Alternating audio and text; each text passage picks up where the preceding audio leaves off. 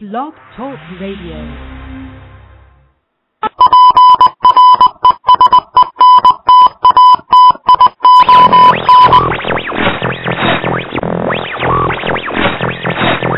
Welcome. There's a time when the operation of the machine becomes so odious, makes you so sick at heart that you can't take part. You can't even passively take part. And you've got to put your bodies upon the gears and upon the wheels, upon the levers, upon all the apparatus, and you've got to make it stop. And you've got to indicate to the people who run it, to the people who own it, that unless you're free, the machine will be prevented from working at all. I want the truth. You can't handle the truth. As long as the Matrix exists, the human race will never be free. Start somewhere. It has to start sometime. What better place than here? What better time than now?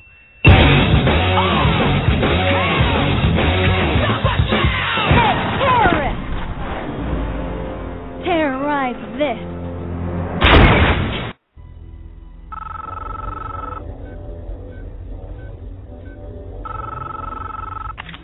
I know you're out there. I can feel you now. I know that you're afraid. You're afraid of us. You're afraid of change. I don't know the future. I didn't come here to tell you how this is going to end. I came here to tell you how it's going to begin. I'm going to hang up this phone, and then I'm going to show these people what you don't want them to see. I'm going to show them a world without you. A world without rules and controls, without borders or boundaries. A world where anything is possible. Where we go from there is a choice I leave to you.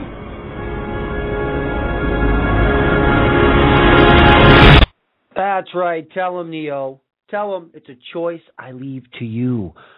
Greetings, free thinkers, reptile slayers, truth seekers, and future FEMA camp liberators. I want you to take that to heart. Future FEMA camp liberators. You know where I got that, everybody? Let me just tell you. I got that from the movie The Crazies. If you saw that movie, you know the part I'm talking about. I love that part. Anyways, it is Monday, January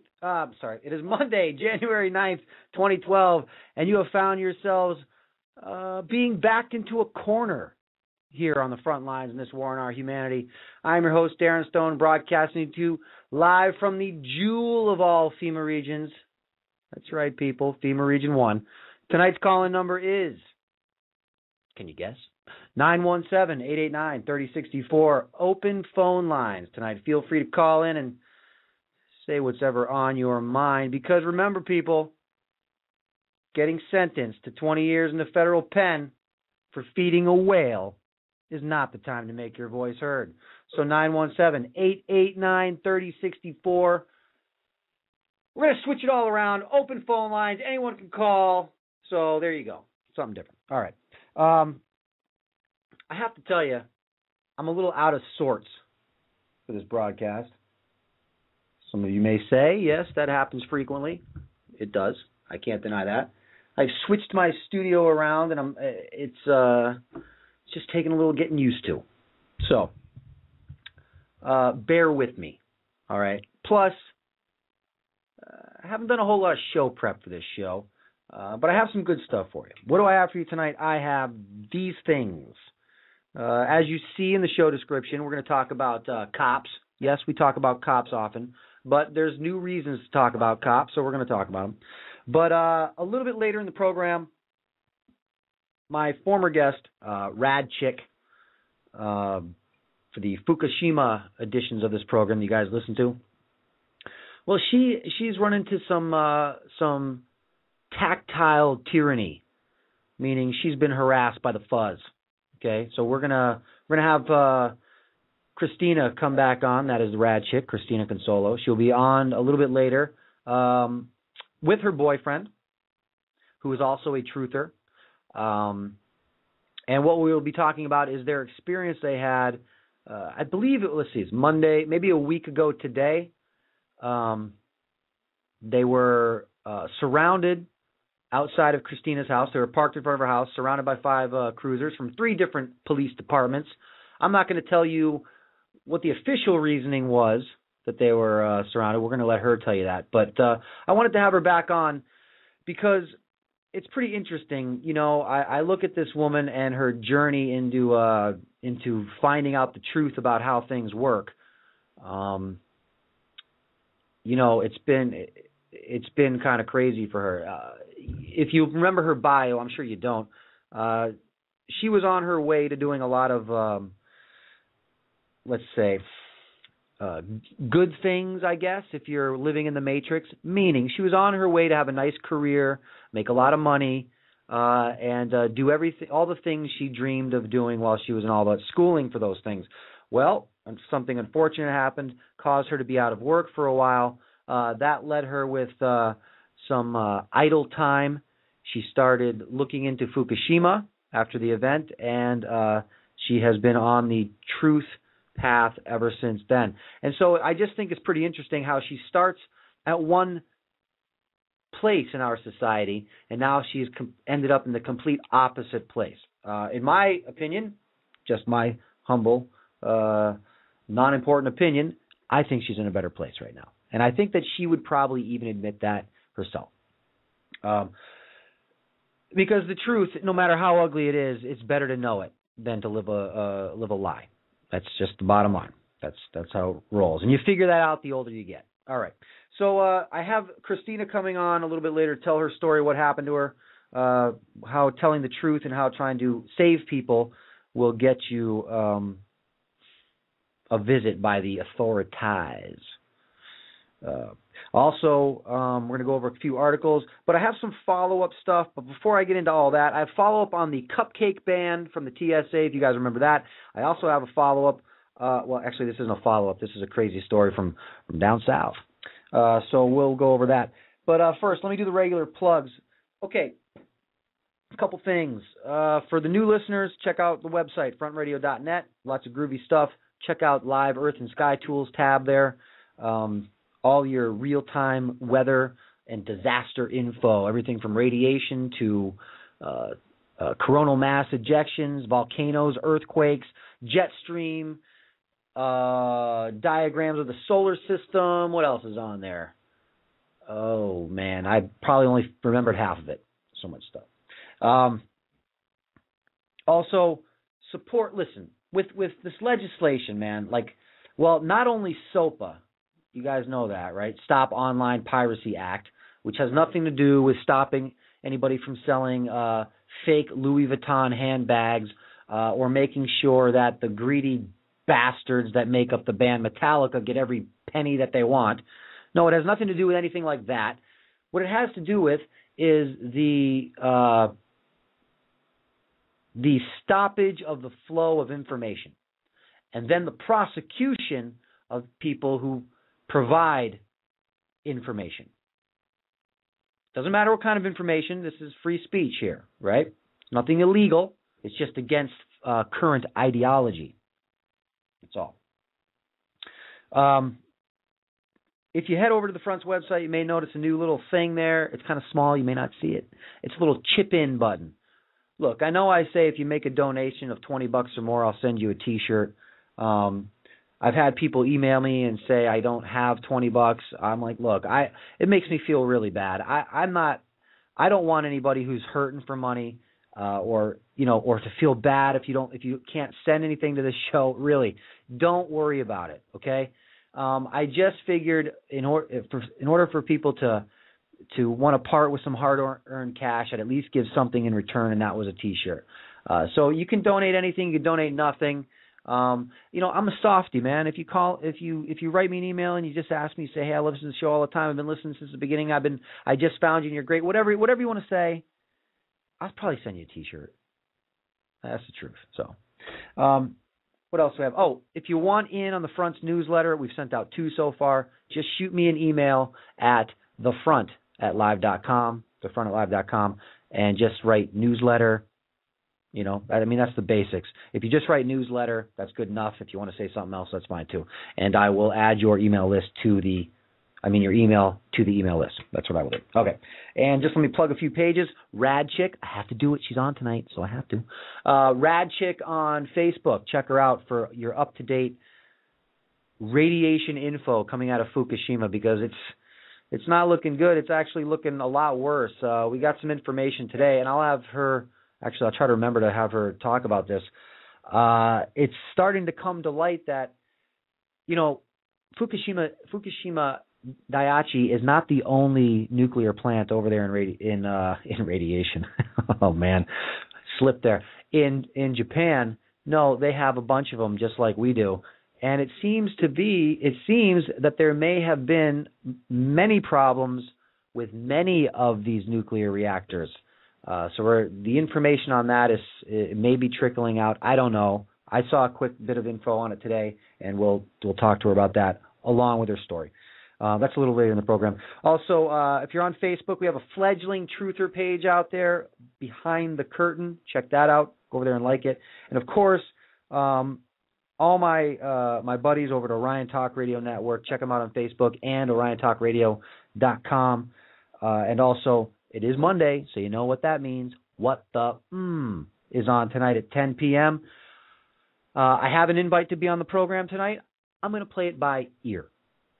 That's what I'm going to do. So regardless if I'm there or not, I'm sure it'll be a great program. I do know that Bob Tuscan will be on there, Popeye will be on there, and of course, Jules, the magician behind all the magic that makes up Orion and the front. She will be heading up the crew over there tonight at 10. So check that out. If you have insomnia, you're just too freaked out about what's going on, or you want some more entertainment. Usually a pretty funny show. All right, so let's move on to some stuff. Right before I was about to start the program, I just checked some quick headlines because, like I said, I didn't do a lot of prep. And I saw this story, and I haven't checked it out. I just saw the headline. TSA defends banning cupcake from airplane. So they're defending it. They're going to stick by it. And this is what the article says. I have not read a word of this article.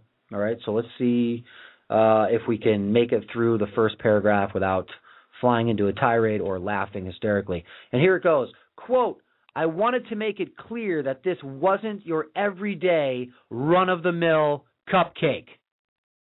Okay? So get that straight, everybody. It's not your everyday run-of-the-mill cupcake. No. Well, that's obvious.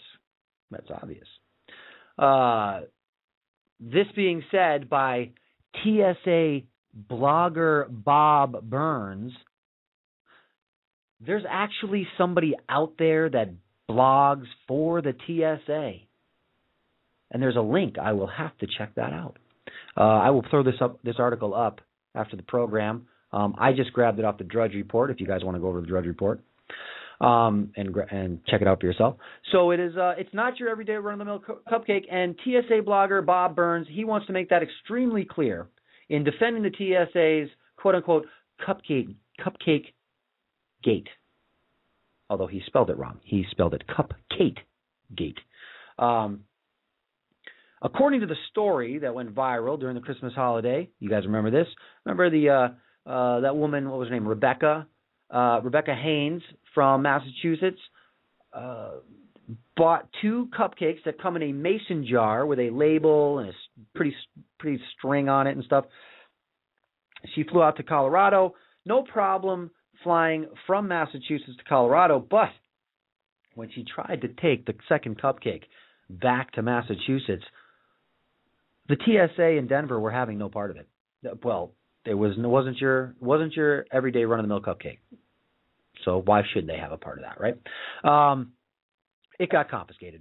So, quote, the TSA at Logan Airport said the cupcake looked delicious. I would concur, it does. And told us to have a great trip. But it was Las Vegas, not Colorado. But in Las Vegas, they were dangerous. They shouldn't be delicious in one part of the country and a security threat in the other. Well, that is true. I agree with that. That shows that TSA training may consist of using your own judgment. And if the hiring protocol for TSA is anything like it is for police officers, where they have a cap limit on the IQ of the potential officer, then possibly leaving it up to the discretion of the agents themselves might not be the best idea. But I'm just going out on a limb there. Burns defends the decision, clarifying that this cupcake was in a jar, prompting a different reaction from the TSA agent, much in the same way as if we had a Neanderthal and we showed him a cell phone. It would be frightening, scary, confusing, and no. So I really don't think we should blame the TSA agent. Obviously, she had never seen or experienced a cupcake in a glass jar before, and this threw them way off course, and consequently resulted in the confiscation of the cupcake. Now, this is the explanation. Now, this is what happened. This is why it's not your everyday run-of-the-mill cupcake. Unlike a thin layer of icing, this is an actual quote, unlike a thin layer of icing that resides on the top of most cupcakes, this cupcake had a thick layer of icing inside a jar. Well, I think it's pretty obvious that this could have been a possible threat. I don't even think I need to read anymore, but I will. Continuing here, quote, the officer in this case used their discretion, see, I told you, on whether or not to allow the newfangled modern take on a cupcake. Per 311 guidelines, they chose not to let it go. Wow. That's real. Isn't that funny? That's not even like out of The Onion or anything like that. That's real. And in case you are outraged by these incidents, Burns reminds people to be sensitive of TSA agents. Quote, every officer wants to finish their shift and go home with the peace of mind that they keep potential threats off airplanes, he wrote. They're not thinking about whether their decisions will go viral on the internet. Well, I imagine some of the traveler horror stories that we've heard over the past year, a couple years, those people probably just wanted to get on their plane like a normal human being and get to their destination. But, when you do things like rip out people's colostomy bags, pull off people's fake breasts because they have breast cancer, beat people up, force 90-year-old women to strip, and feel up little kids, I'm sorry, but the sympathy for your want and desire to go home with the peace of mind that you kept potential threats off airplanes is not something that I really have. But that's just me. Well, so there you go. There's the entire story. There's the follow-up story from TSA blogger Bob Burns, who obviously has very large TSA pom-poms, and he is waving them frantically. There you go. There's that. Now, let's check out this other thing, because this kind of, I don't know. Check this one out. All right. Oh, there's another funny one right there. It's funny. I say it's funny, and it's real news. Georgia school. Did you guys hear this? Did you hear about the math program down in a Georgia school? Or not the program, but a math assignment? Well,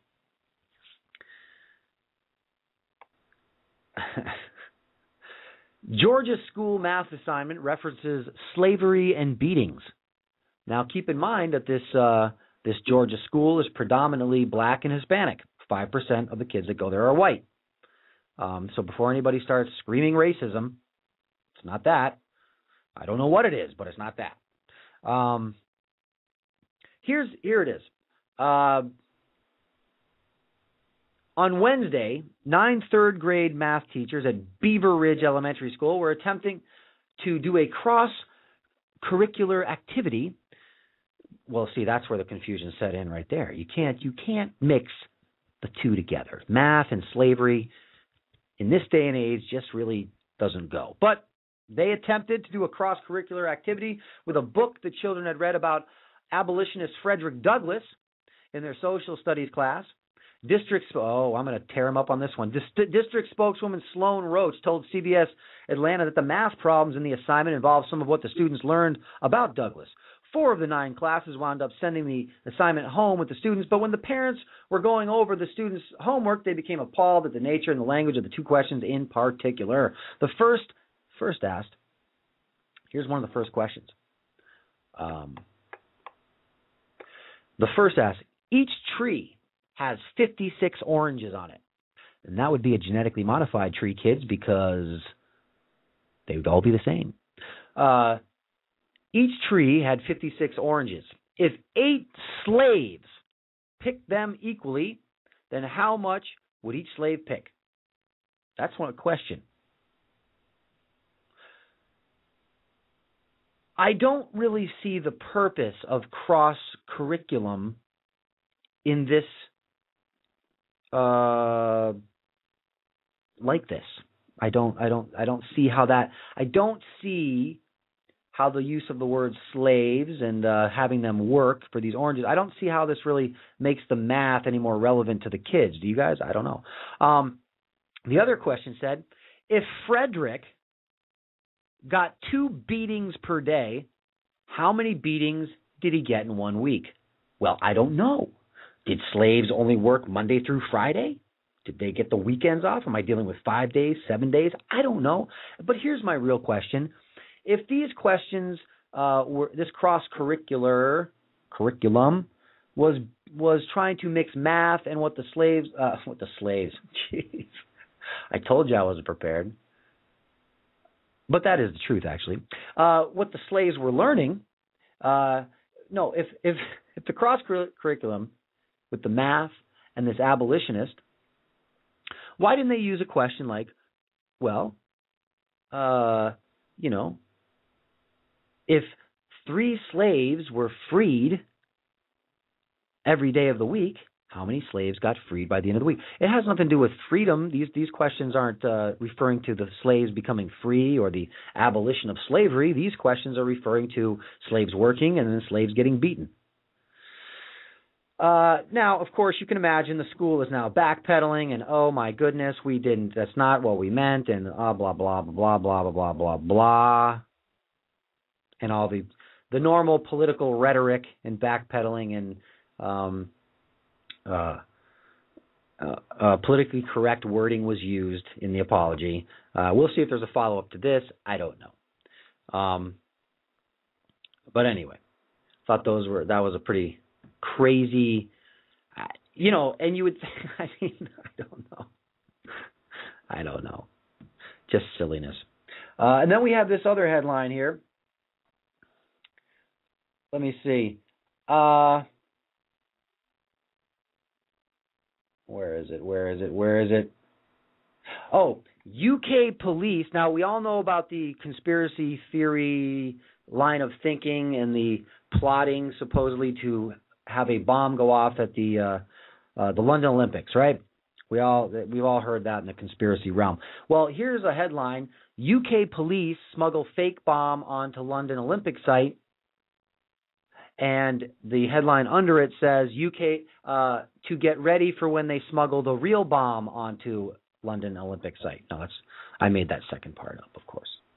But anyway, thought you guys might enjoy those. Those were just a few little stories that I got right as I was beginning the program. Wow, look at that chat room. That's like the old days. Nice. It's a little nostalgic tonight here at the front. All right. Well, as you can see in the show description, a avalanche of tyrannical legislation and anti-terrorism bureaus and agencies have been inundating us for quite some time now, but they're not done yet, everybody, because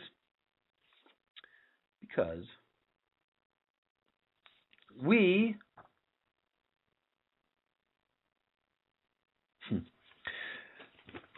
have a brand new bureau in the war on terror. And, when I explain to you why we have this new bureau on the war on terror, it'll become crystal clear. You won't have any questions, trust me. Obama launches Bureau of Counterterrorism. Yes, that's right. It's a brand new bureau. And I've said this. I was a guest on my friend JJ's show yesterday, Against the Wall, on the Orion Talk Radio Network, and we brought this subject up. And I have this question about the word bureau in reference to a government entity. I don't even think I'd say the word agency, because I think an agency and a bureau is two different things. Something like that. Okay, but the word bureau cannot be applied to a governmental institution, as far as I know. I'm not really good on constitutional law or anything like that, but I do believe that there is something to that. So some of you out there may know more about that than me. So I just wanted to kind of bring that to the attention of other people. Look, it's true. Go research it on your own. You'll find out the deal with the wording as far as government institutes go. But this article goes on to say, with the launching of the Bureau of Counterterrorism, President Obama's State Department announced, they announced during a press briefing today, that means that was yesterday, I believe, on a Sunday during football playoffs, when most of the country is glued to the idiot box. The creation of the Bureau of Counterterrorism, which will coordinate with United States entities such as the Department of Homeland Security and foreign governments to develop civilian counterterrorism strategies and operations. Yes. You know, they're gonna coordinate with the Department of Homeland Security. They'll form some type of working relationship to counter terrorism. Right. Quote, the mission of the new Bureau will be to lead the State Department in the United States government's effort to counter terrorism abroad and to secure the United States against foreign terrorist threats. Ambassador Dan Benjamin told reporters, quote, the Bureau will lead in supporting U.S. counterterrorism diplomacy and seek to strengthen homeland security, countering violent extremism, and build the capacity of partner nations to deal effectively with terrorism. Because we haven't been doing that this entire time. No, we needed a brand new bureau that was willing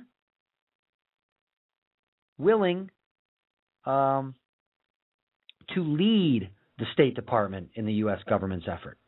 Because Department of Homeland Security, I guess, wasn't up to being in the front. They weren't up to leading. I guess the NSA wasn't up to leading. The FBI wasn't up to leading. The CIA wasn't up to leading. The TSA wasn't up to leading.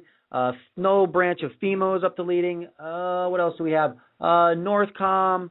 No private security. Nobody else was up to leading the charge. So I guess we have to just form a new bureau. That's what we have to do. Hey, they're more than willing to do it. That's job creation, people. Don't complain about it. The Bureau has previously operated on a smaller scale as an office under Benjamin. The upgrade, it's an upgrade. I wonder if Beyonce was responsible for that upgrade. The upgrade comes as Obama has enjoyed foreign policy success due to the killing of Osama bin Laden, but also faced criticism over a quick withdrawal from Iraq. A quick withdrawal. Yes, I recall him saying on the campaign trail he would end the war in Iraq in the first 16 weeks of his presidency. And no, we have no evidence that Osama bin Laden was ever killed. So he's faced criticism over a quick withdrawal from Iraq. Who criticized him about that? And who? Okay. Increasing aggressions from Iran and for negotiating with the Taliban in Afghanistan and Pakistan. See, he's had criticism, people. He's under criticism. He's under criticism for increasing aggression from Iran. That's his fault, increasing aggression, which Iran's not really being aggressive at all. They're just defending themselves when people start piling up onto their doorstep and surrounding their country with troops. I would get a little worried myself. Speaking of Iran, let me just tell you guys this. I have somebody that's going to be on the show, a guest on the program, that's going to that lived in Iran for 10 years. I don't know if they're still living there, but they're a fan of the show, and they contacted me, And they're going to come on and they're going to tell us. They're going to give us some insight to the people of Iran, what goes on in Iran on a daily basis. And this will give everybody out there the opportunity to call in and see if you want to and ask any questions you have about Iran. All right? I think you'll find that they're just like us, and just like us, their leaders make decisions that they don't want them to. But just like us, they will get slaughtered in war, and so will we when the big one starts. So they're people just like us, I guess is what I'm trying to say. And we'll find that out. We can ask him this. I don't have a date when he's going to be on, but hopefully he'll be on shortly. So the Bureau has previously operated on a smaller scale as an office under Benjamin. The upgrade came as Obama had enjoyed foreign policy successes. Yes. And Benjamin goes on to say, quote, I want to underscore, we all know that there is no way to shoot our way out of this problem conclusively and forever, Benjamin said today. And that's why strengthening our engagement with others to support their civilian institutions so that they can actually hold that territory, police that territory, try people who want to carry out violent acts either against people who live there or abroad is an absolutely vital undertaking. What the hell is he talking about? What is he talking about?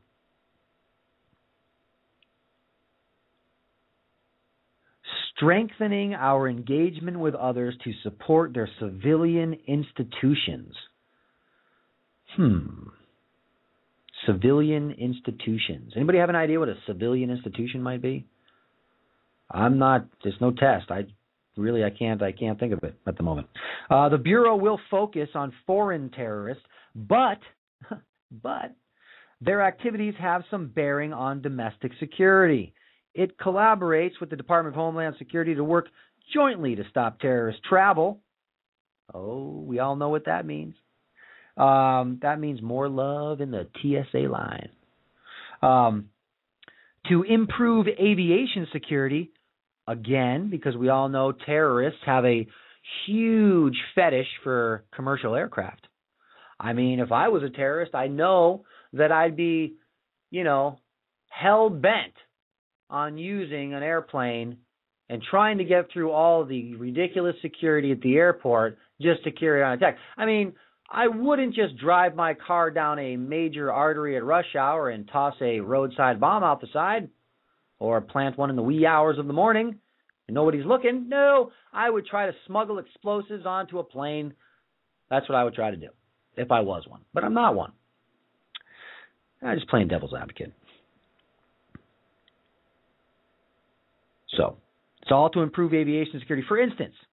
But we'll focus more on the bilateral kind of diplomacy that we do with others on a number of different issues, whether it has to do with how we reduce the space that terrorist groups have to fundraise or operate, Benjamin explained. Okay, so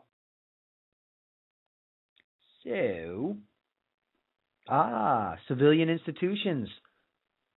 From Julie Stan in chat, civilian internee camps could be classified as a civilian institution. Well, they will have the full support of the Bureau of Counterterrorism. It seems like there's just going to be so many different divisions of cop-like people out there that it's just gonna be badges and uniforms everywhere. Now,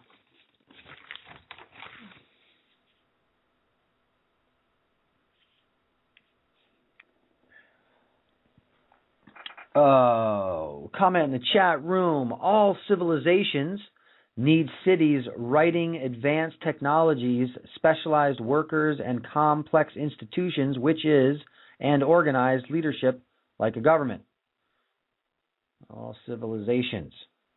Okay, well, I guess maybe, I don't know. Have we ever tried it a different way? Don't really know.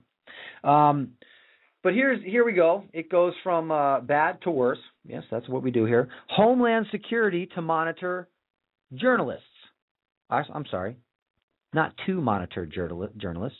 Homeland Security monitors journalists.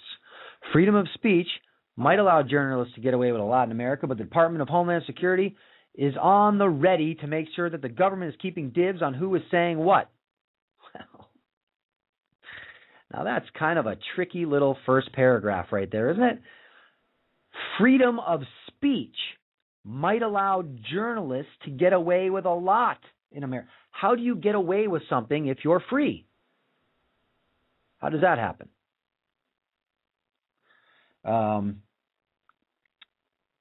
But the Department of Homeland Security is on the ready to make sure that the government is keeping dibs on who is saying what. Well, there you go. Obviously, the freedom of speech thing right in the beginning is stretching it a little bit.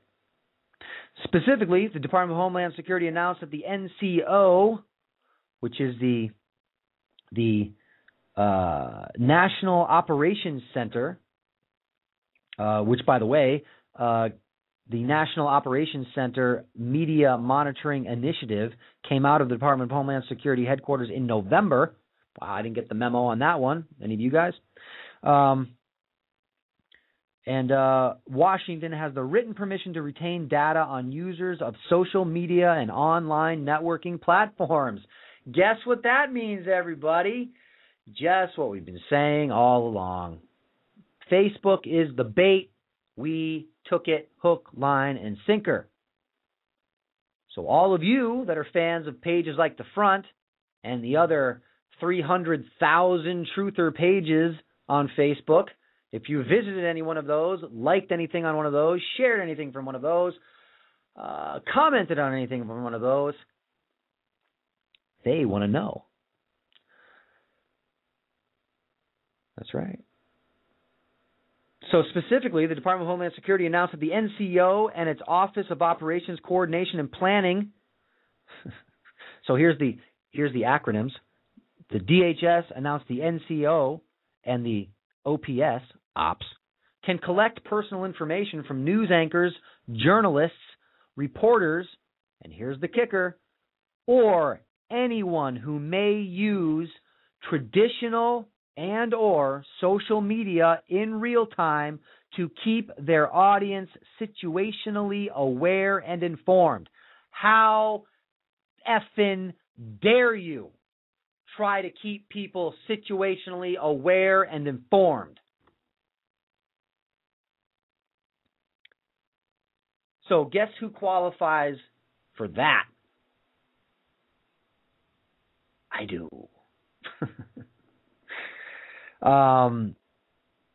That's now. Here's the thing. Let's play the other side. Well, what's the big deal? If I'm saying whatever I'm saying, and what's the big deal if somebody watches me and can keep information, keep a timeline on me, which we all know this is happening anyways. Well, the obvious thing, or the common sense question would not be to ask that. The common sense question would be, why do they want to know? And if they hear something they don't like, what are they going to do about it? And what are the things that they don't like? Would it just be things that let's see here. Would it just be things that are, I guess we're not going to say anti-government, but what if you're against a certain piece of legislation? What if you want to call on some political figure on the lies he's been caught on or she's been caught in? You're not going to be able to do that. And this starts to go into the SOPA thing where you won't be able to share a link on Facebook. You will not be able to share a link. Do you guys get that? You will not be able to take a YouTube video and throw it on your Facebook page. You will not be able to take an article warning you about the dangers of the coming vaccination program or the one that's already in effect. You won't be able to do that. And that's very true. Excellent comment from chat. They're going to alert the new anti-terrorism group who is going to invoke the NDAA and then send you to the civilian internee camp. Pretty much that's how it'll go. That's how it'll go. Oh, examples here. Chat room's helping me out tonight. Examples of civil society institutions, activist groups, charities, citizens militia, civic groups, clubs, which include sports and social clubs, cooperatives, churches, cultural groups, environmental groups. So you see, it's a big blanket deal where they can basically prosecute, not even prosecute. By prosecute, I don't mean with due process. I just mean, take you. Accuse you and whisk you away. They can just do any of those things for whatever reason they want to. Right? So here's where the legislation gets specific. This isn't even legislation. This is just something they're going to do. According to the Department of Homeland Security's own definition of personal identifiable information, or PII, such data could consist of any intellect, quote, that permits the identity of an individual to be directly or indirectly inferred, including any information which is linked or linkable to that individual. Previously established guidelines within the administration say that the data could only be collected under authorization set forth by written code, but the new provisions in the NOC's write-up means that any reporter, whether someone along the lines of Walter Cronkite or a budding blogger, can be victimized by the agency. Also included in the roster of those subjected to the spying are government officials, domestic or not, who make public statements, private sector employees that do the same, and persons known to have been involved in major crimes of Homeland Security interest, which to itself opens up the possibilities even wider. What? So also, I'm sorry, people, I have to read this again. Also included in the roster of those subjected to the spying are government officials, domestic or not, who make public statements.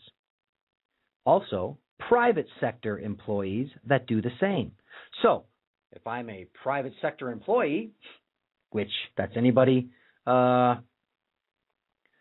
which is anybody who doesn't work for the government, private sector employees who make public statements. So when I was at the Occupy Wall Street thing in New York for the weekend, if I made a statement on the corner, there I go. I will be flagged by DHS and the National Operations Center.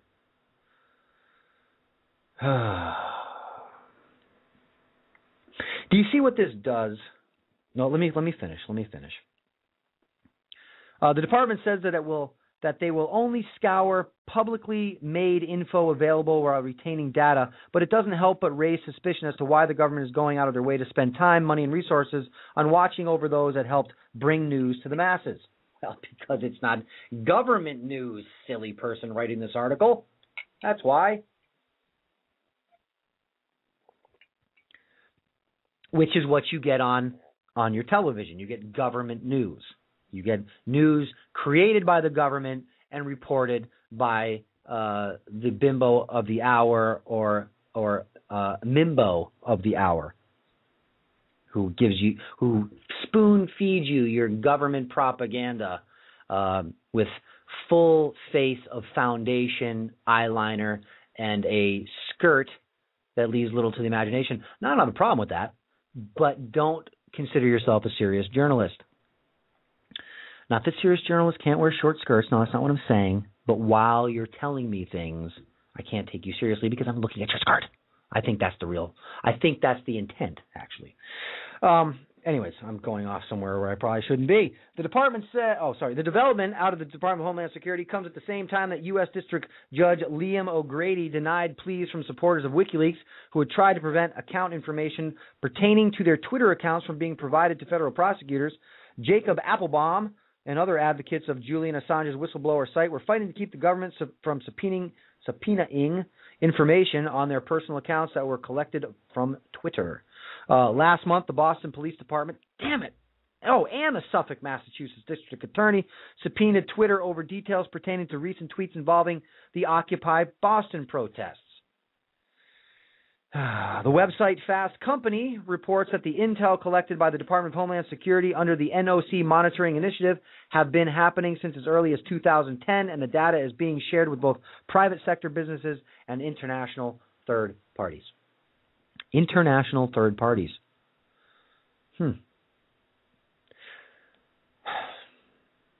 So what is this really? Without all the government mumbo jumbo and all this other crap that they're throwing in here, this is really just another extension of SOPA. And what SOPA is the it's the all-out effort to completely squash the free flow of information. Viddy well, my brother. Viddy well, yes. A little Clockwork Orange reference there from the chat room. That's what it is. It's to squash out the free flow of information. Now, what are you left with when that happens? When they do this, all you're going to be left with is mainstream media on your television. 100% controlled state media on your television. What will we know at that point? Think about how much we've all learned from the free flow of information on the internet. Granted, some of it may not all be true, right? But a lot of it is. Think about this for a second. Seriously. This is what they are doing. You will know nothing. You will know only what they want you to know. I mean, I personally feel that the internet is being censored heavily right now. I think it's being done incrementally, like most things, and we're not noticing a lot of things. Meaning, who knows what I'm not able to see? You know what I mean? And not only is it the complete damming and stopping of free flow of information, but if you get caught doing it, there's going to be some repercussions. This is the formation of George Orwell's news speak in 1984. That's what this is. This is the changing of information.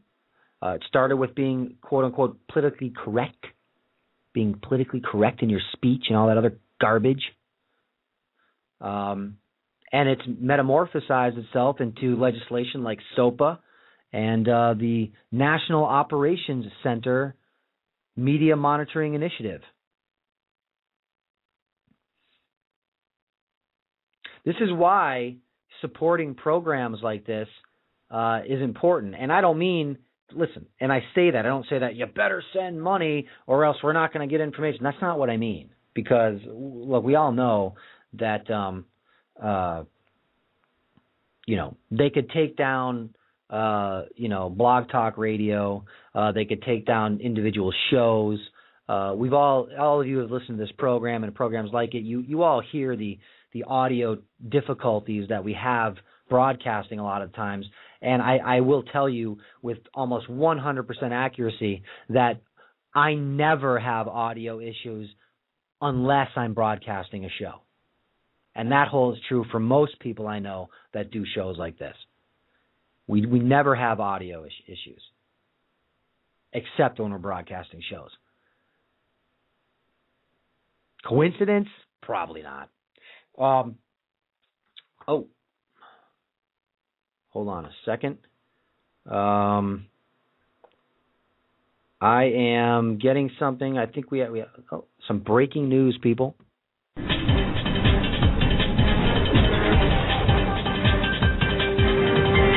In a desperate attempt to fill 24 hours of programming, here's some bullshit that happened somewhere today. We've got some footage here of the bullshit, which began just after 3 o'clock this afternoon, when residents in this neighborhood were shocked to see this fairly common thing happening.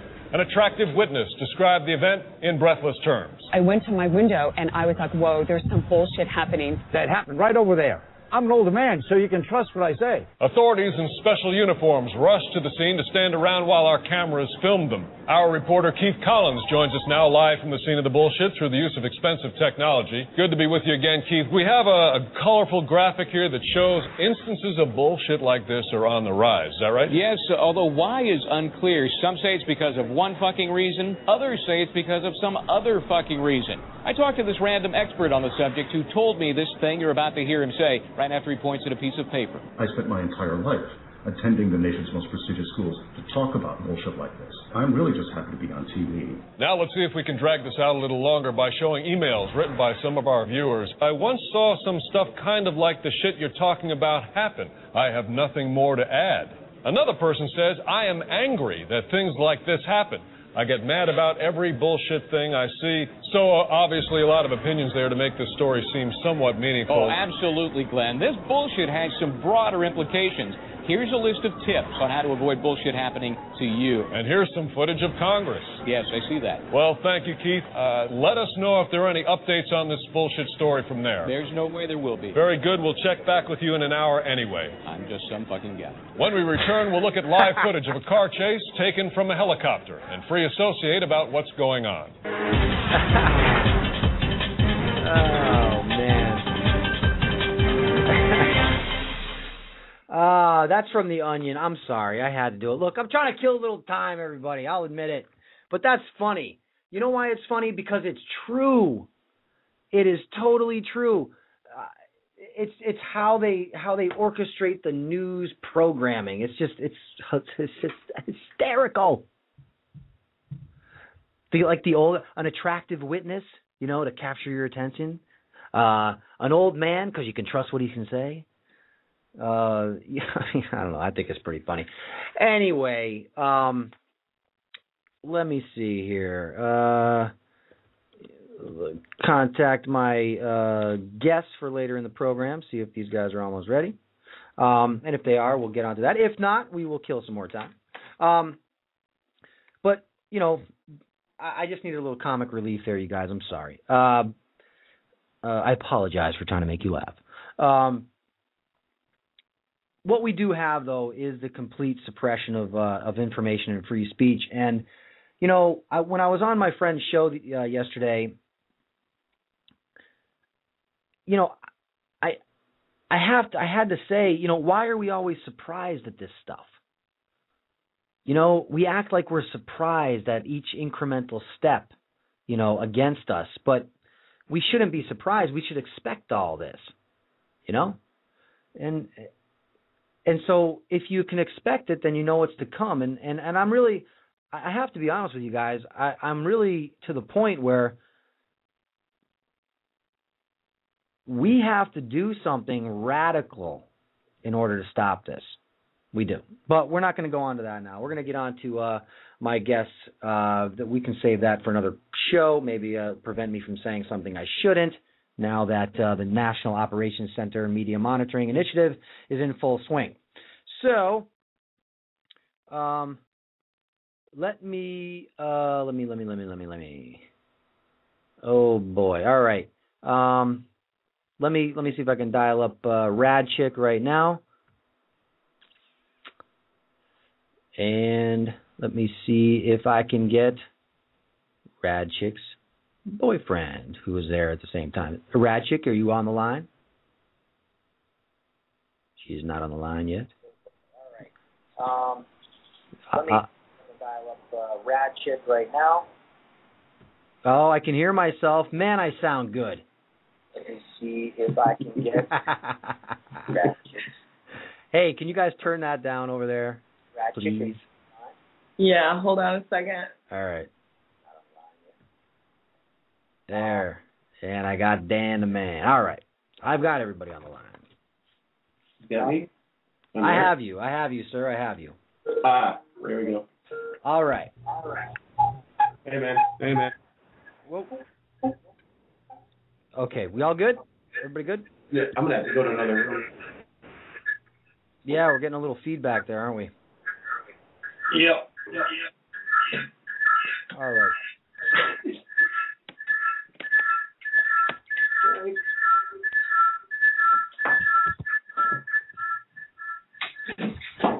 hang up and close the window. Hi, Darren. Christina. You teaching Dan how to use Skype? He could call in on the phone if it would be easier. Okay. And if it would be easier, he can call in. It's 917-889-3064. We can do that. Okay. Listeners, what you're hearing is the behind-the-scenes technical operations of a amateur radio program, so bear with us. All right, so you can hear me, Chris? Yeah, I can hear you fine. Okay, because Skype's telling me there's a problem with the call, but it sounds okay to me.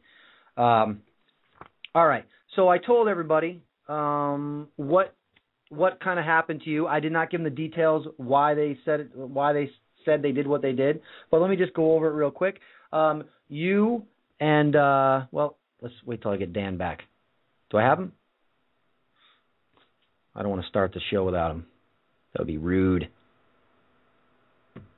He just went in the other room to handle his technical stuff. Okay. All right. Oh, I got you back. Okay, there you go. I saw you come on there. All right. So let me just preface this a little bit. So Christina, which is RadChick, everybody, those of you that heard her on the program, right? One of my most awesome programs, Fukushima episode. You guys were parked outside of your house in your car for about 10 minutes, and suddenly you found yourselves surrounded by 5 cruisers. Yeah, and I had just been on Popeye's show 3 days before that and done a pretty extensive interview and said how the government is basically killing babies by not telling people about how bad Fukushima is, and that includes Canada too, and the Queen of England, because Canada is her territory. And then we had gone to the Army-Navy surplus store to kind of scope out things that we might need in case Fukushima went hydrovolcanic, and we had talked about that, and I talked about it on your show too, but on January 1st, there was another big earthquake in the southern part of Japan. It was a 7.0, happened right after midnight, and, you know, the spent fuel pool in reactor number 4 is just hanging on by a thread. The building is destroyed. The pool is cracked, and it's loaded with hot fuel. It actually has fuel in it that was brand new, and it was supposed to go into the reactor once it was done being serviced. Reactor number 4 was the one that was empty. Right. So its spent fuel pool is loaded, and this has been a really big concern of some big-time researchers like Arnie Gunderson. He said that is his biggest worry, is something is going to happen to that fuel pool, and it's either going to get knocked on the ground or it's going to catch fire. Well, on the first, there was this big earthquake, and there's actually been several right underneath the Fukushima plant since then. And a whistleblower who works on the site, a woman, contacted a Japanese blogger and told her that on the first, after this earthquake happened, a pipe broke that was feeding water into this pool, and the pool completely drained. Now, that fuel is supposed to be covered at all times, or there's going to be a huge radioactive release, and the fuel that's in there could start fissioning, and it would be like a chain reaction and would set everything off, and it could even set off other fuel that's stored on the site. So this is a big deal, because if this happens, this would be one of those sheltering in moments that we've talked about, if the whole place blew up or the spent fuel pool fell on the ground. So we'd just gone and scoped out some stuff at that store. Right. Thank goodness we didn't have any of it with us. We didn't buy anything, or we would have had it. And let me just hold, Chris, hold on one second. And you guys, just listeners out there, just so you know, Christina has been on many programs since you've been on mine. And were you on before you came on mine, or was I one of the first people to have you? Yeah, I've been on Charlie McGrath's show. I've been on JJ. I've been on Bob Tuskin. I've been on your show a couple times. Yeah, so she's been making the rounds and getting the word out there, and so she's out there. Her and Dan are out there trying to buy, or I say, look at some survival gear. You know, and hey, maybe you weren't doing it based on Fukushima. Maybe you were doing it on the official press release by NASA that said everybody should make some preparatory measures. But we won't go into that. So there you were, parked outside your house, freshly back from the Army-Navy surplus store, and what happened? Yeah, we'd only been sitting in the car for a few minutes and just having a nice talk, and all of a sudden there were cops everywhere. One pulled in front of the car to keep us from being able to pull out, a car on either side of us, and there were just officers everywhere. There were 7 at first. 2 of them were undercover, and then later on, over the next 2 hours, while they kept us outside, there were other cars that came and left. But altogether, there were 3 different departments involved. And what the outcome of this was is they took one of my kids in to jail for an old shoplifting situation. She had been with someone at a Walmart about 6 or 7 months before this, and that person had stolen a CD. And they took her to jail for that. Okay. Why didn't they do anything to her at the time of the incident? Well, she had been, I guess, questioned at the store, and nothing ever came out of it. We weren't aware that there was anything. In fact, we still haven't been able to establish that there's a warrant. And I have some Freedom of Information Act requests that I'm putting in right now, and I guess there's a court date for this other kid that was with her on the shoplifting charge this Wednesday. So I'm going to try to attend that and get the dash cams from that night and all the recordings if the officers even had them on. What I found out later after talking to my kids who were home while we were at the store is that the police had come to the door, knocked on the door, and the kids didn't answer like they've been instructed to do. If I'm not home, I don't want them answering the door for anyone if it's someone they don't know, right. Especially the police if they don't have a warrant or anything. Right. And the cops that had shown up while we were at the store, and they actually parked in the parking lots around my house and had us under surveillance. And when they surrounded our car, at first they had my boyfriend get out of the car, and they told him that the problem wasn't with him, it was with me. And at that point, I hadn't even given them my ID yet, so they knew it was me in the car. So they knew who you were, right. And, they started off by telling me a couple of lies. One was they said that one of my kids had been involved in a hit and run the night before, which was not true. She was out to dinner with her dad for New Year's, and when they had pulled out of a drugstore parking lot, she got hit by another car, and it was very, very minor, and they exchanged information, and that was the end of it. And so then when we established that wasn't true, they said, well, the information she gave was wrong. She gave the wrong plate. And I went and looked at the plate on the car, and it was the right plate. So, and there were a couple of conversations where I felt like they were really trying to instigate something, but there was also a lot of confusion going on between the officers. It was just a very, very strange situation. Were they, especially when the outcome is for something so minor? You mean you needed to involve 3 departments and, 7, 8, or 9 officers? Yeah. For a $10 CD? Yeah, for a 7-month-old shoplifting charge that your daughter wasn't even the person that stole the CD, right? Just an accomplice, I guess we would call her. Yeah, it was very strange. Yeah. It was very strange. So that sounds a little bit over the top. 3 departments, 5 cruisers for a $10 CD from was it a good CD at least? What was it? Was it anything good? I don't know. Don't say it was Beyonce, please. No, just kidding. I don't know. Hopefully it was Rage Against the Machine or something. All right.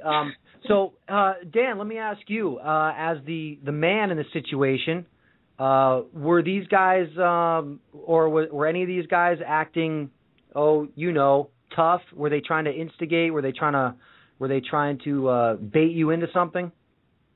Yeah, it was. At first, no. The one that parked on the driver's side, I was sitting in the driver's seat, and my window was rolled down about 3 inches, and he came right up to the window and asked me what we were doing, and then he asked me for my ID, and at that point, I thought about questioning him, and I ended up deciding at that point, being that there were so many cars there, maybe not to push the issue too much, because it was really obvious that something was going on. Right. And so I told him my ID was in the back seat, and I had to get out to get it. which I did. And when I handed him my ID, a couple of questions had gone on after that. I can't remember exactly what was said, but when I handed him my ID, I said, what is there a problem? And he looked. Prior to that, he seemed pretty relaxed. But as soon as I said that, he chested up and put his hand on his weapon, and he looked me square in the eye. He said there could be. Wow. And I thought, okay, really? So he looked at my ID. He made a little call on his shoulder radio, and then he said, well, our problem wasn't like Christina said. Our problem isn't with you; it's with her. And I knew at that point that they hadn't even asked her for her ID yet. He was the only officer that actually had even come up to the car at that point. Another one was standing on her side of the car, but hadn't asked her for her ID. So I knew right then and there they had been watching us. It was dark. I can't remember the exact time. I think it was about 10 o'clock, maybe right. 9 o'clock, right around there. Pitch black outside. There's a porch light about 20, 30 feet away. So there's really no way of knowing that she was sitting in my car, like she said, unless they knew who she was. Do you look like a troublemaker? Meaning, do you have tattoos? You got some crazy hairdo? You got some weird facial hair? I mean, I look like a troublemaker, so I'm not calling you out on that. I just want to know what. I was actually still dressed from work at that point, so no, I had a polo shirt on. I have a regular beard. I do have tattoos, but I had a jacket on, so nothing was showing.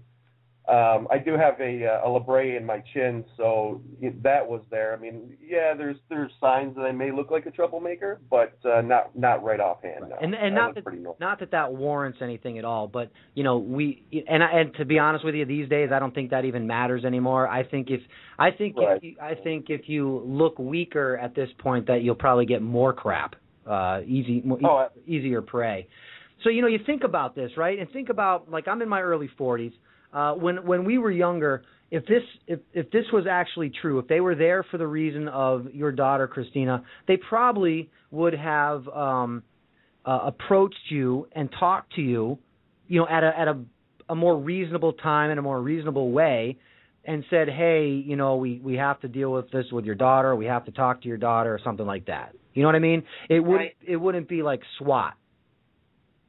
Yeah, no, it was like SWAT team. My first reaction was that they have the wrong car. Like, there must be something going down, and they think it's us. Right. I mean, I didn't think they could actually be there for us. Right. And I mean, as much as much information as you've been putting out there, and the thing is, now let's look at this for a second.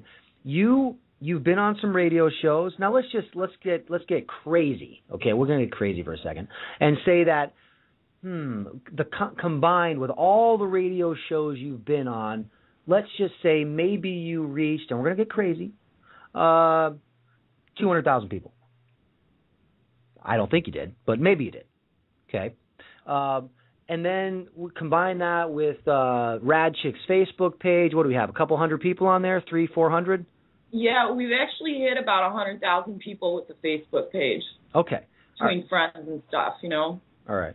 Now, so you've reached a couple 100,000 people, and did you ever think that this would warrant you actually getting visited or treated like this?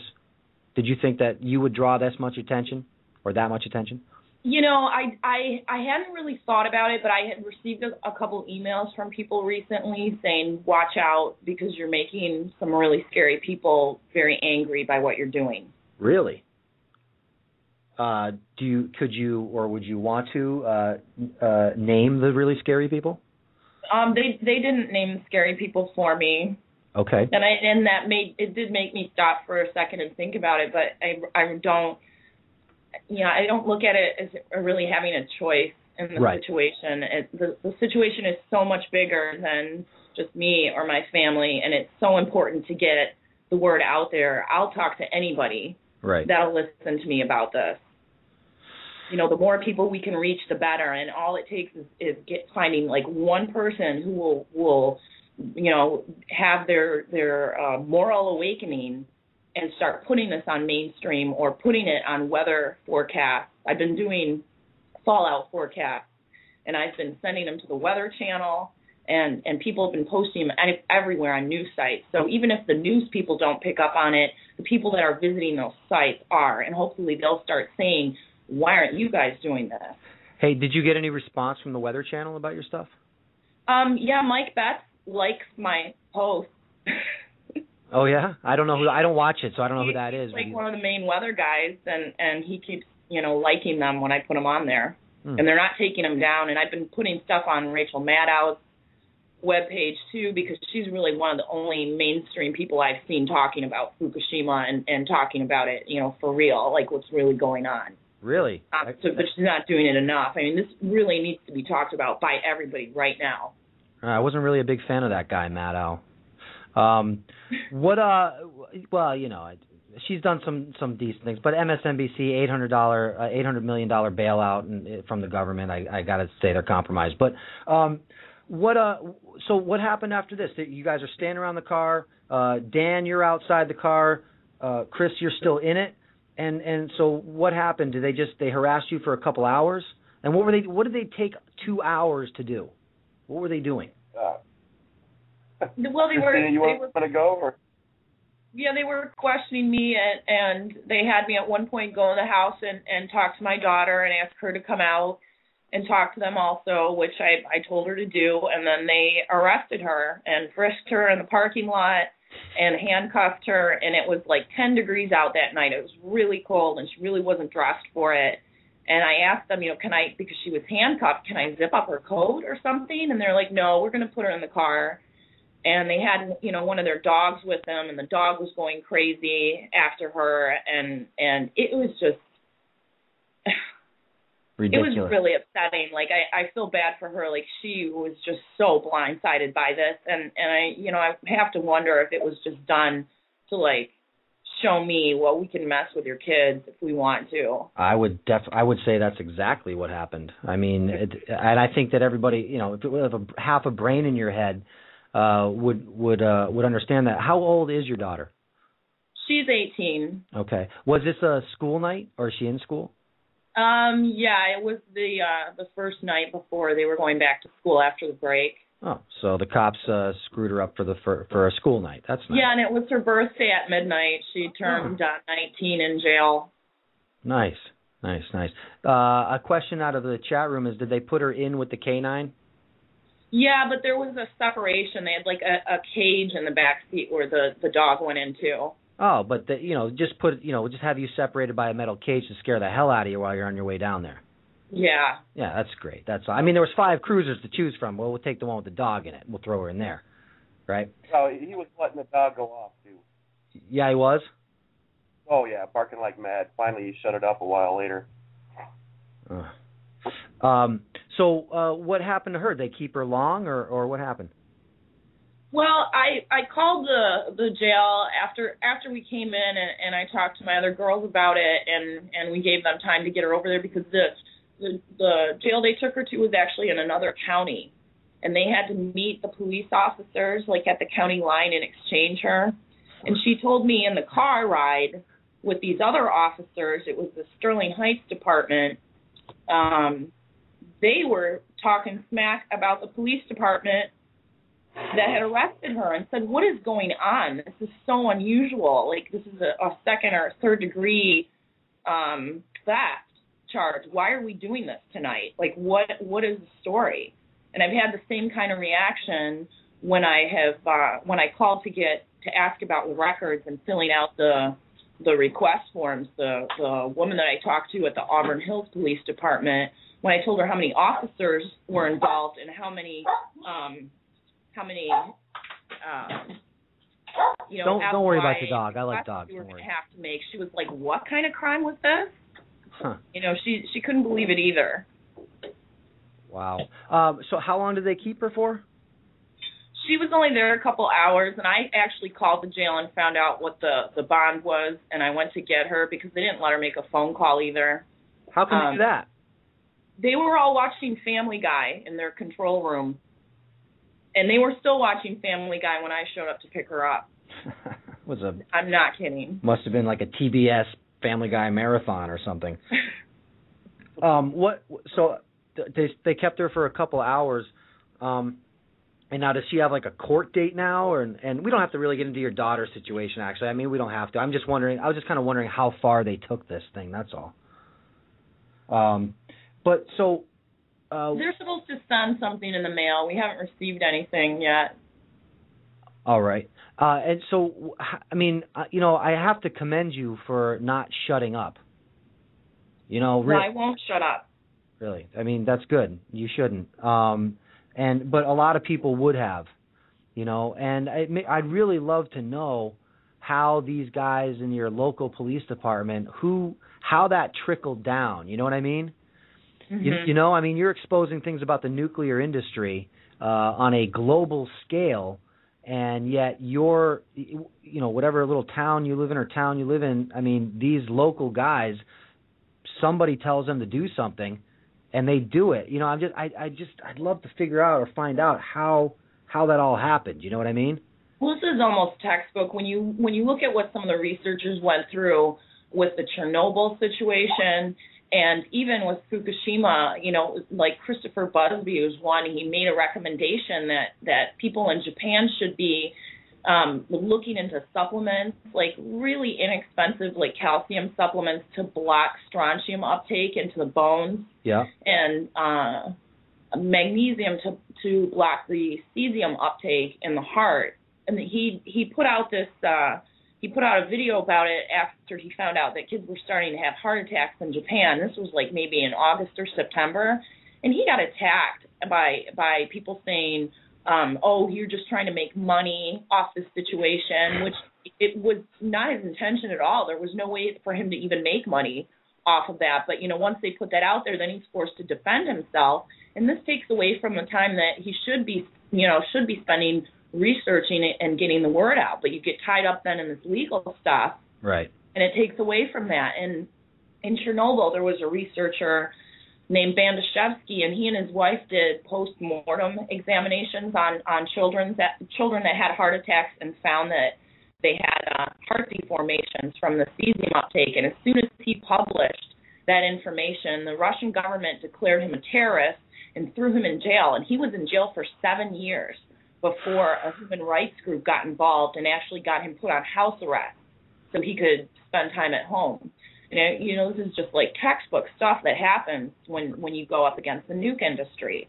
Right. And so, I mean, not saying I'm anywhere near the league of those guys, but just knowing that kind of stuff goes on also gives me some motivation, too. Yeah, well, I mean, what they did is they validated everything you're doing. Right. They prove that you're doing what you say is true. Because if it wasn't, they wouldn't bother with it. Yeah. So I mean it's good in a way, and it would, and I think it kind of even maybe lit a bigger fire under your butt. It seems, which is good. I didn't know I didn't know there could be a bigger fire under there, but there is now, and that's good. And so Dan, let me ask you: were you aware that your girlfriend was causing so many problems? Oh yeah, absolutely. That's probably why you like her, right? I'm very proud of her. I think she's doing an incredible job, and she's driven, and she's motivated, and she wants to wake everybody up, and she cares enough to put herself on the line for it, and I think it's phenomenal. Yeah, it is, and and she is, and all the things you said, you are 100% correct. But what I meant was, did you expect her to draw the attention like she did that quickly, in that way? It definitely was in the forefront of my mind after after Obama signed the NDAA. Was it? Okay. I think something was eventually going to happen. We knew that she was ruffling some feathers. Right. And we had spoke previously that it's definitely a possibility. It's something that I had to be aware of. And so I did. I think it was going to happen this quickly? No, not at all. Yeah, I didn't. But I figured out. I was pretty surprised when I heard about it, because as far as, I view Christina as someone kind of new in the whole truther scene, I guess. I hate calling it that, but, pretty new and really kicking some serious ass.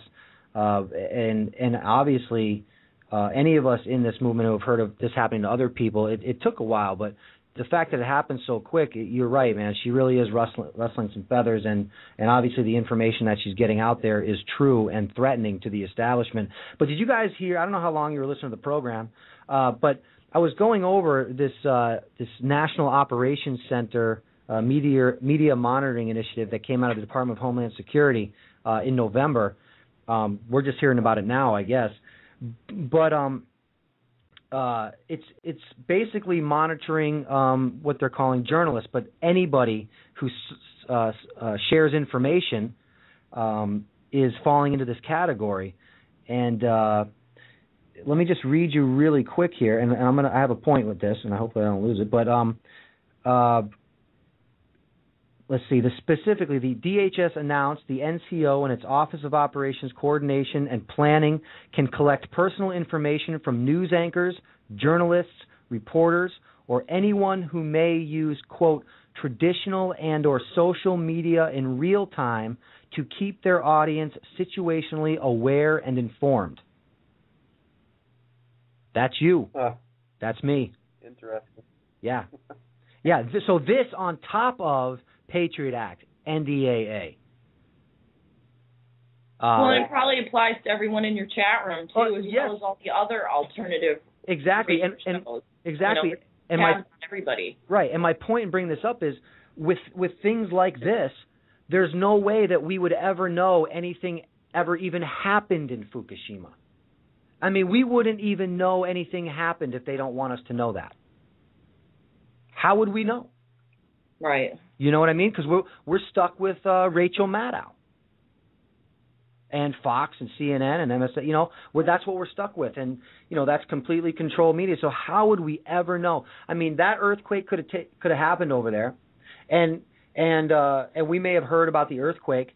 We may have heard about something with a nuclear plant, but I doubt it. And we would never know that it was an ongoing issue. I mean, that's the point of why this is being put into place. But I'm saying this so that people understand the severity of this. I mean, the implications of this, you know. And if anybody out there is thinking that, oh, well, they wouldn't do that, well, I don't know where you're living or what you've been thinking or hearing or seeing or whatever. But if that was the case, then that would be specific in the wording. You know, we would never do that. You know, at the very end, a disclaimer. But you know, this now envelops all of us who share free information. And what they want to do is they want to make it so you can only write whatever information that you want to get out there. But then again, that was the SOPA deal. But now with this thing I just told you about, you can't even write your own stuff. Amazing. It is, right, Dan? I mean, I try to find words to keep on talking, but I just feel like sitting here in silence, you know, going what the F. So, you know, I wanted to point that out to people so that we would never know we were being doused in radiation. So, I don't want to, you know, hold you guys too long, but Chris, could you give us a quick rundown of the latest developments? You talked about what's going on with Reactor 4. I did see a post on your Facebook page talking about possible problems with other nuclear facilities in Japan. Is that true, or did I misread that? No, unfortunately, that's true. We were aware that there were a couple other plants that had problems and possible meltdowns at the time of the Japan earthquake before they shut down all the information. One of the plants is north of Fukushima. It's called Onagawa. And there's a picture right on the top of my Facebook page of black and white smoke just pouring out of one of the reactors there right after the earthquake. And also we have the pressure vessel readings from the Daiani plant, one of the Daiani plants that's south of Fukushima, and they had lost cooling ability too after the tsunami. And in fact, just before I went on with you, I checked any news to see if there was any kind of breaking news going on. And sure enough, breaking news, the Daiani plant has a cracked pressure vessel. So they've probably had a meltdown there also. Wow. And, you know, all the news, the little bit of news that we are getting is all about the Fukushima plant. But I've heard researchers say from the material that they've gathered, it appears there may be as many as 10 plants over there that are having problems. And the other 9 we're not hearing anything about until this breaking news just hit any news in the last 20 or 30 minutes. I find that pretty odd, don't you? I mean, here we are, how many months later, and we're just hearing. I mean, you would think there'd be some type of whistleblower out of there before now. Yeah, and there has been occasionally from the Fukushima plant, but I mean, you just can't stop the truth from leaking out of that plant, and eventually, possibly sooner, much sooner than later, people are going to find out how bad the situation is. There's no way you can hide it when you start seeing, plant mutations and animal mutations happening around you, especially in the spring. This is going to be a big deal with how much cesium is laying on the ground right now. And I sent you that cesium map from earlier today. You're not going to be able to ignore it. And I don't know how they're thinking that they're going to get away with this. The problem, my biggest concern is that kids are so much more affected by the effects of low-level radiation, and even if the amounts are small, but when you're getting them in water and food and air, that your sickness level is in direct proportion to how much you're being exposed to. And if people don't find out about this for another, 6 months or so, at that time, their kids could already be really sick. Yeah. Jesus, I don't even know. I mean, more than what we're already dealing with Fukushima. Any update? Actually, you already told me this. We talked a little earlier in the day, people. Just so you know. And we talked about the arriving debris tsunami hitting the west coast of the U.S. and Canada. But we haven't heard any. We haven't heard any radiation readings coming off of that stuff yet. No, just that the stuff is starting to wash up, and they estimate there's about 50 billion tons of it. Possibly the size of the state of Texas that's on its way, and it's going to be clogging up all the rivers and stuff around there too. And there's people on YouTube that are ready with their Geiger counters to go out there and start checking the stuff. And they have made mention to the police departments in British Columbia and in the Pacific Northwest that it'd be a good idea for them to get Geiger counters, but I'm not aware that the police have been given any instruction for handling radioactive materials. And then if they are radioactive, they need to be disposed of properly so that they're not contaminating the beaches and the ground. It's a huge problem, and there's no plan from FEMA or DHS or anyone to deal with this. There's a surf club that's basically trying to put together a plan right now. And it's surf club. It's like a citizen response that's probably going to be organized to deal with this situation, because we're just not getting any help from the government. And as soon as people find out about this, they start looking into it. It's only a very short time later that they realize that all these nuke plants that we have here are poisoning us daily, even without meltdowns. They're releasing to the atmosphere and releasing water into the water bodies they sit on all the time. And, when people find out about that, they're going to want to shut all the nuke plants down. And I think that's why the government's kind of protecting them, because there's so many close ties to the nuclear industry. And a lot of the companies that make nuclear reactors also own news outlets. Well, isn't that convenient? Westinghouse, GE, Halliburton, they all make bombs too. And that's what those plants are for. They generate 500 pounds of plutonium a year per reactor. And that stuff all goes into bomb making. Is there any way to safely shut all these places down if they were to be shut down? I don't know. There's an enormous amount of spent fuel that needs to be dealt with, and we have 23 reactors in the U.S. that are like the reactors that blew up in Japan, with the spent fuel pools on top, and they're all full because we have nowhere over here to put this stuff in the ground. There's no permanent plan for dealing with it, and the stuff is radioactive for hundreds of thousands of years. Yeah. So they're really, even if they were they were to shut them all down tomorrow, we have the huge problem of all the spent fuel and waste and all that. And what do you do with that? You bury it? I mean, is that the best, or I was thinking maybe we could shoot it into space, but then, I'm thinking, failed launch, that wouldn't be good. Yeah, it can be put into dry casts, into cement casts for permanent storage, or it would have to be put into a repository underground. And we have one of those in New Mexico, but it's only used by the government for their research facilities. And there was one that was supposed to be built at Yucca Mountain, but Obama killed that project shortly after he came into office. Yeah. And then there's a huge one in Norway that's being built, but it's going to be 200 years before it's finished. What? It's called the Ankara. It's a long-term project, people. Okay? Yeah. 200 years. Yeah, there's a really good documentary on YouTube called Into Eternity about that repository. I guess you're not planning on technology taking any big upticks in the next 200 years to maybe deal with this issue, huh? Mm-hmm. That's kind of weird. 200-year project. Okay. Anyway, I'll just be speculating. We can't do that. All right. So, anything else coming out of Fukushima that we should know about besides everything that you've told us? Just if there's another large earthquake in the area, I would jump on any news and see what the status is of Reactor 4. Okay, and that is of course, if anything happens, I'll be calling all of you guys.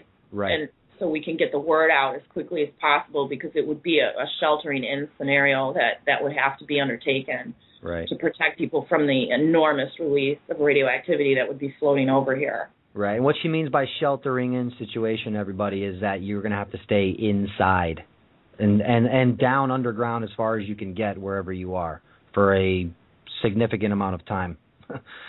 So another reason to prepare and head to your Army Navy surplus store. And yeah, by the way, any news is enenews.com to check out that site for up-to-date radiation info. Well, you guys, I thank you guys for stopping in. I really appreciate it. Dan, very nice to meet you, my friend. Nice to meet you. Thank you, Darren. We thought we could sit next to each other and do this. We're kind of new to all this radio stuff, so sorry about all the technical difficulty at the beginning. Hey, that's all right. It's not about the bells and whistles doing this kind of thing, you guys. It's just about getting the info out there, so it's all good. So go hang out with each other. Enjoy the night, all right? Thank you guys for calling in. I appreciate it. Thank you. All right. Thank you. Bye. Appreciate it. Bye. All right, so there they go, everybody. Crazy, right? The girl starts on her truth journey, and not less than a year later, she's being harassed by the authorities. But hey, that's the United States of America these days. Actually, it's not. It's the New World Order, everybody. So let me just say, I appreciate you guys sitting through it. I know it was a little choppy, a little messy tonight. I appreciate it. Just a little off night. I'll be back on Thursday, 6 p.m. So other than that, stay safe. Keep your head in a swivel, right? We got some any earthquakes over in Japan.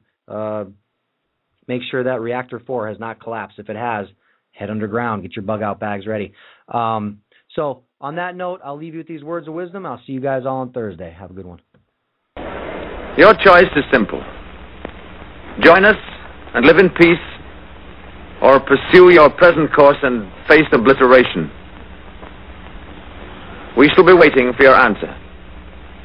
The decision rests with you.